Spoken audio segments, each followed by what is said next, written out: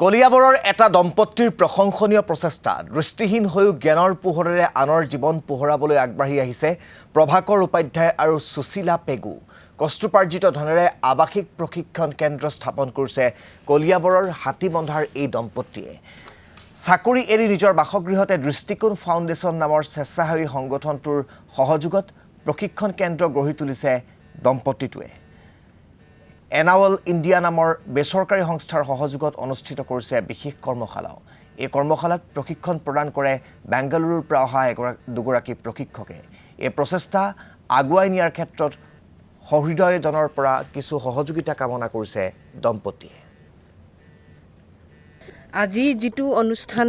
আমি আৰম্ভ কৰিছো হেতু একেবাৰে আমাৰ বাবে নতুন আৰু এইটো আৰম্ভ কৰিবৰ কাৰণে আমি আজি 2 বছৰ কষ্ট কৰিব লগা হৈছে আমি আমাৰ ইনকামৰ পইচাৰে আমি আৰম্ভ কৰিছো এই কামটো আৰম্ভ কৰিবৰ বাবে মই মোৰ চাকৰি ৰিজাইন দিলো কাৰণ মই চাকৰি ৰিজাইন নিদিলে চাকৰিটো মই দৰমহা ভালদৰে পাই আছিলো মইতো আৰামত খাই আছিলো ইমানখিনি মই কাম কৰিব নোৱাৰিলো হয় সেইবাবে মই ভাবিলো নহয় মই কষ্ট কৰিম আৰু মই মোৰ বন্ধুবিলাককো আগবঢ়াই লৈ যাম মোৰ হাজবেণ্ডে চাকৰি কৰে ৰেলৱেত হস্পিটেল এটেন্ডেন্স তো সেই পইচাৰে আমি কষ্ট কৰি আজি ইমানখিনি গঢ়ি তুলিছো ভৱিষ্যত এনাবল ইণ্ডিয়াই হয়তো সহায় কৰিম বুলি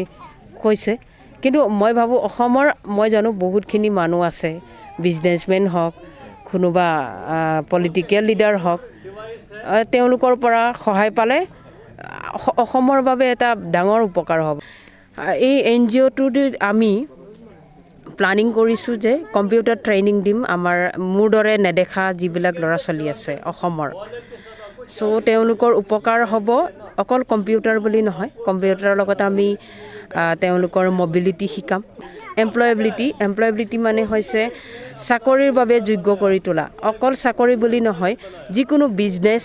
বা খেতি বাতি কৰাৰ ক্ষেত্ৰতো আমি ভৱিষ্যতে ট্ৰেইনিং দিম